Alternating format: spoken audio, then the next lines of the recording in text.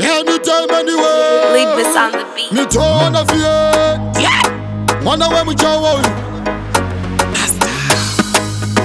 Yo, Leadmas, you see me?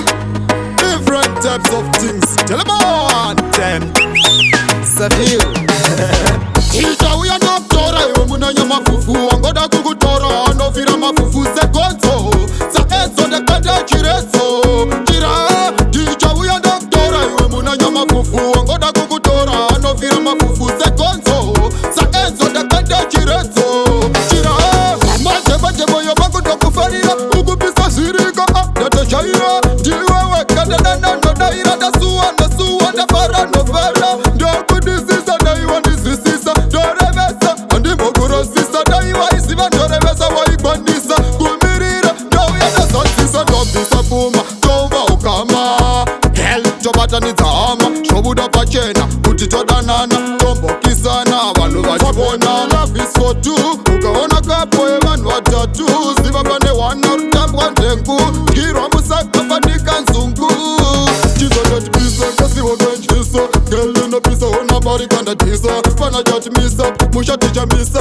Musha mukazi. Wani kwete tusha aruboda na koda bori. Rudo kana banda shiende mberi. Wafunga kufara majiki chori. Murudo senyu iwe iwaviri. DJ we doctora. Doctora. Doctora. Doctora. Doctora. Doctora. Doctora. Leadmas.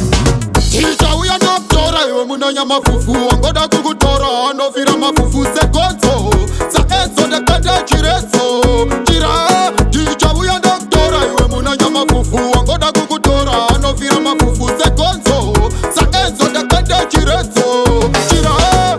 Aumafunge umbrella iwe nyagwe kuchina ya uchienda kuchikaye we apa unepara. Siva pane wani ya nofa nenzara. Batanya ya arubada na koda bori rudo.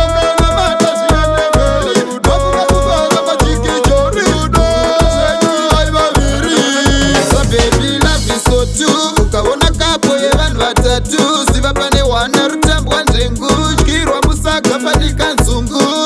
Chinza ndati pisa kasi wakanjisa. Girl unapisa ona bari kanda tisa. Pana jati misa, musha ticha misa. Musha mukazi, wani kwete tusha.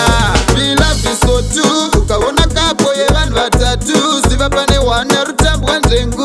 Kirwa musaka fanika nzungu.